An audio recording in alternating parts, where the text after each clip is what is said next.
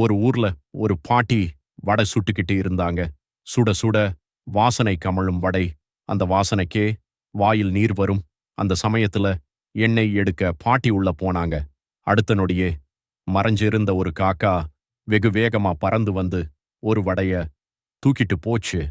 சந்தோஷத்துல மரக்கிளையில உட்கார்ந்த காக்கா வடைய சாப்பிட ரெடி ஆயிடுச்சு. அப்போதான் அங்க ஒரு நரி வந்துச்சு. காக்கா கிட்ட இருக்கும் வடைய பார்த்ததும் அதுக்கு ஒரு தந்திரம் தோணுச்சு. காக்கா, காக்கா, நீ ரொம்ப அழகா பாடுவியே, எனக்காக ஒரு பாட்டு பாடுறியா அப்படின்னு இனிமையா புகழ்ந்து பேசுச்சு. புகழ்ச்சியில மயங்கிய காக்கா கா கா கான்னு வாய திறந்து பாட ஆரம்பிச்சுச்சு. அந்த நொடியிலே வடையோ கீழே விழுந்துச்சு. அத காத்திருந்த நரி வடையை சாப்பிட்டது. அப்போதான் காக்காவுக்கு புரிஞ்சது நரியின் தந்திரம். பாட்டியை ஏமாத்தி வடையை திருடின காக்கா இப்போ நரியிட ஏமாந்து போச்சு. இதைத்தான் திருவள்ளுவர் சொல்றாரு.